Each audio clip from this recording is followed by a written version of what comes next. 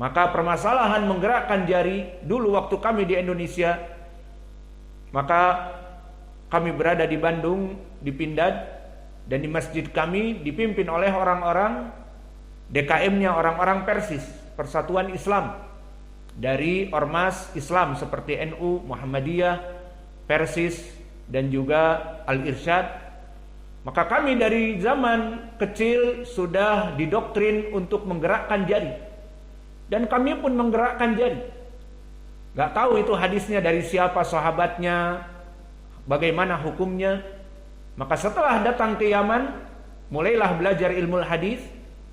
Ternyata telah terjadi ikhtilaf. Syekh Al-Albani mensahihkan di kitabnya Sifatu Salatin Nabi dengan dalih tadi, Zaidah ibnu Qudamah riwayatnya thiqah, namun karena menyelisihi 13 rawi, maka dia menjadi dhaif ataupun syad berkesendirian. Dan ini yang rajih, dan ini pendapat Syekh kami Muqbil Al-Wadi'i. Maka di saat kami datang ke Yaman, tidak pernah menggerakkan jari lagi. Dan setelah itu kami pulang ke Indonesia 2007 ziarah, ketemu dengan sama salat dengan DKM-nya orang-orang Persis, dan alhamdulillah kita dijadikan imam dan sebagainya. Kemudian kita tidak menggerakkan jari. Maka kita jelaskan bahwa hadis ini hadis syad dan sebagainya. Maka lihatlah bagaimana permasalahan agama jika dikembalikan kepada kelompok, golongan, hizb, partai, ormas dan sebagainya. Maka mereka datang akhirnya ke rumah menanyakan, karena kami membuat reformasi, padahal hanya 2 pekan di sana. Kami mengajar dan memberikan ceramah dan memberikan reformasi. Di antaranya mereka tidak melaksanakan 2 rakaat sebelum maghrib, tidak melaksanakan 2 rakaat sebelum asar. Bahkan kita berikan hadis-hadis, terutama yang diriwayatkan as-sahih, rahimallahu mra'an sholal asra arba'an qoblal asra arba'an. Semoga Allah merahmati orang yang melaksanakan salat sebelum asar 4 rakaat. Dan ma'ruf hadis-hadis dari Abdullah bin Zaid dan Anas bin Malik yang muttafaqun alaih dari sahabat kedua ini, salatlah 2 rakaat sebelum maghrib. Maka mereka datang ke rumah meminta tabayun hadis ini. Alhamdulillah, karena orang-orang Persis dari dulu memang mereka juga senang merujuk hadis, kita berikan dengan sanad. Ini dari Abdullah bin Zaid, ini dari Anas bin Malik tentang salat 2 rakaat sebelum maghrib. Ini tentang hadis Anas diriwayatkan oleh Imam Muslim, semoga Allah merahmati orang yang salat sebelum asar 4 rakaat. Maka kenapa kalian meninggalkan? Kebanyakan dari masjid-masjid Persis setelah asar langsung iqamatis shalah, dan setelah maghrib langsung iqamatis shalah. Dan hadis menggerakkan jemari itu kojo mereka. Kojo adalah apa? Lambang supremasi, pembeda dari yang lain. Dan kami didoktrin dari dulu, dan setelah kami menjelaskan sama, mereka mengatakan, tapi hadis ini kan sangat kuat. Karena Wa'il ibnu Hujr di lafadznya, aku melihat Nabi. Kita katakan tidak jadi masalah aku melihat Nabi dan yang lainnya, namun kembali kepada sanad. Maka sanadnya berkesendirian Zaidah ibnu Qudamah. Akhirnya tentang permasalahan melaksanakan sholat sebelum maghrib dan sebelum asar diamalkan, karena hadisnya jelas dan bukan lambang supremasi dari kelompok Persis. Namun masalah menggerakkan tangan, mereka berkata, oh adapun masalah ini besar. Kalau kita merubah, harus merubah ranting, merubah cabang, merubah pokok, merubah akar dari kelompok Persis. Harus didatangkan Ahasan dulu yang sudah meninggal. Karena ini lambang supremasi mereka. Lambang supremasi kelompok Persis ya diantaranya menggerakkan jemari. Dan kita pun dulu orang Persis kayak gini. Di antara penjedaknya seperti itu. Alhasil setelah kita jelaskan dengan sanadnya, dikumpulkan sanad dan dikumpulkan 13 rawi, akhirnya kami tanyakan, gimana? Sudah puas? Lihat Zaidah ibnu Qudamah berkesendirian dengan 13 rawi ini. Dihukumi sahih atau dhaif? Akhirnya mereka sepakat di majelis itu, iya ya, ternyata dhaif. Kapan mau kita rubah? Masalah perubahan, reformasi itu nanti lagi. Masalahnya butuh laporan ke cabang persis, laporan ke ranting, laporan ke pohon, laporan ke akar, laporan ke tanahnya yang ditanam sekalian. Alhasil itulah miskin, permasalahan ormas. Agama jika kepunyaan ormas, ya itulah nasibnya. Akhirnya harus disetujui kepala ormas dan sebagainya.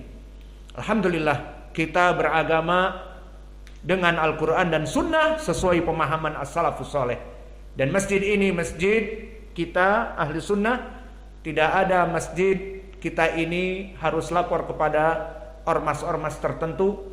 Sehingga kita ingin melaksanakan sunnah, ada dalil Al-Quran dan Sunnah, ada pemahaman salaf, laksanakan sunnah.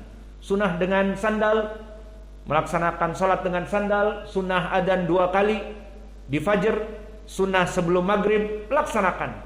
Tidak butuh kita laporan kepada ketua ranting, ketua cabang, ketua daun, bahkan tidak butuh. Maka inilah hadis yang kedua dari hadis yang sahih, masih dari Anas.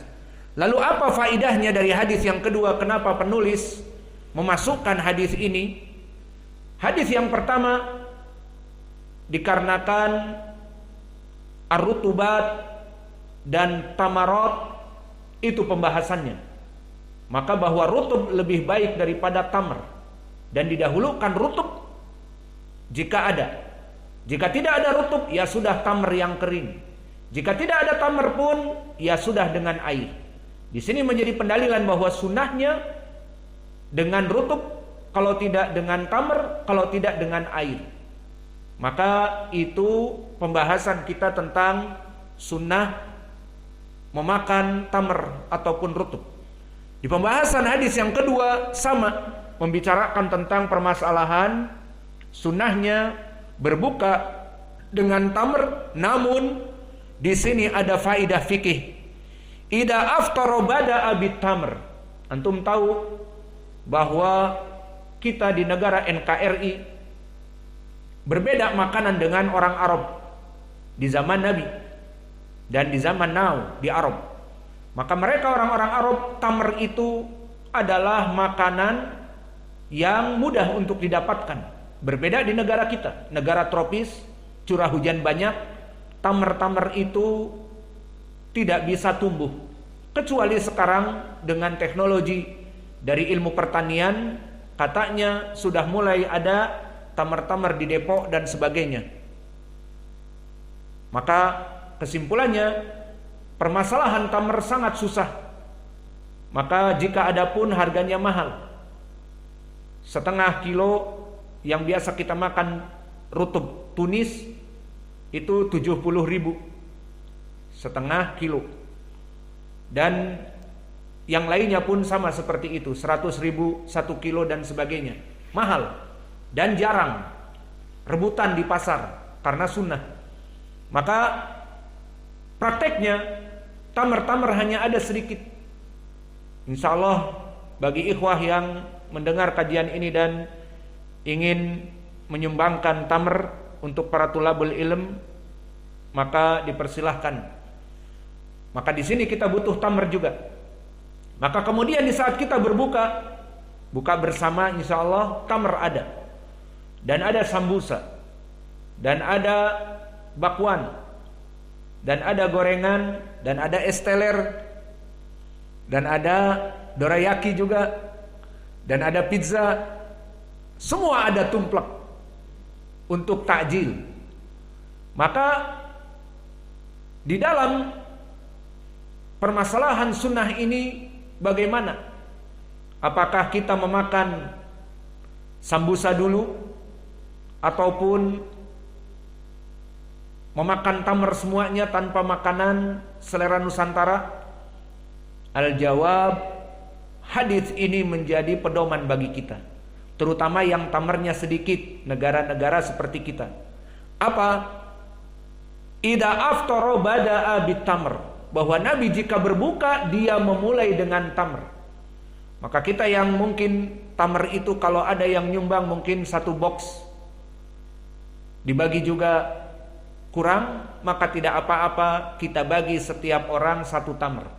Maka kita di sini dengan putri dan keluarga semua, anak-anaknya, pengurus pun datang, kita bagi. Semua orang dapat 1 tamr misalnya. Maka tidak apa-apa. Bada'a bitamr awalan. Maka setelah mendengar adzan, ida aftara bada'a bitamr. Dulu Nabi jika berbuka dimulai dengan tamr. Ini faedah hadis yang agung, terutama bisa kita aplikasikan di negeri kita. Yang mana kita tamr ini sangat kekurangan. Maka di saat kita berbuka bersama, kita akan mungkin membawa tamr 1 kepal tangan. Walau alam isinya berapa, dibagikan kepada 40 putra dan putri, mungkin dapat 1 orang 1. Ya sudah, itu nasibnya witr. Maka di saat adzan, nah pakailah hadis ini. Kalau di tempat-tempat Arab seperti Saudiyah, Yaman, mudah mendapatkan tamr. Maka mungkin 1 orang bisa makan tamr 7 sampai 10. Namun di sini kita tidak mendapatkan, dan yang kedua, karena kita tidak terbiasa memakan tamr, apalagi tamr-tamr yang jenis manis, sukari dan kholas, maka kita memakan 1 pun sudah, bahasa Sundanya giung, sudah terlalu manis di tenggorokan. Apalagi yang makannya manis, kemudian makan yang terlalu manis, jadi terlalu manis untuk dilupakan. Alhasil di sini juga banyak makan tamr, orang Indonesia tidak terbiasa. Maka hadis ini menjadi poin bagi kita. Lalu bagaimana tamr yang terbatas, dan juga kita tidak bisa makan tamr banyak, 1 aja sudah nyangkut di tenggorokan terlalu manis. Ya sudah, amalkan hadis Nabi, ida aftara bada'a bitamr. Tadi dibagi 1 tamr, 1 orang 1 tamr. Ya sudah, mendengar adzan atau masuk kepada maghrib, makan tamr dulu. Setelah makan tamr, baru setelah itu makan makanan yang lain. Maka inilah dari sunnah Nabi tentang permasalahan memakan tamr, dimulai dengan tamr. Dan ini yang bisa kita laksanakan di sini karena tamr kita yang terbatas. Maka dibagikan 1-1, dapat 2, dapat 3. Di saat dikumandangkan adzan, hidupkan sunnah bada'a bitamr. Makan tamr, baru makan makanan yang lain, gorengan, ataupun agar-agar, ataupun puding, ataupun es teler, ataupun apa saja yang bisa dipergunakan untuk takjil, namun diawali dengan at-tamr. Maka faedah dari hadis ini bahwa memakan tamr itu didahulukan, dan banyak dari kitabut tib yang mengambil ilmu dari Imam Ibnul Qayyim, kenapa tamr itu didahulukan? Karena pertama sunnah, dulu Nabi memulai dengan tamr. Dan ini pun menjadi faedah bahwa makanan yang ada di Arab pun tidak semuanya tamr. Maka ada tamr, ada roti, dan ada makanan-makanan Arab. Maka Nabi memulai dengan tamr. Pertanyaannya di sini, pertama, kenapa? Pertama sunnah, dan yang kedua dari ilmu tib kedokteran, bahwa pertama kali memasukkan tamr lebih baik daripada memasukkan bakwan, dan lebih baik daripada memasukkan sambusa, apalagi lebih baik daripada langsung memakan rendang yang pedas. Maka dengan memakan tamr disebutkan oleh kedokteran, diantaranya Imam Ibnul Qayyim, bahwa tamr itu dia mempunyai zat yang bermanfaat, terutama manisnya dan glukosa, dan juga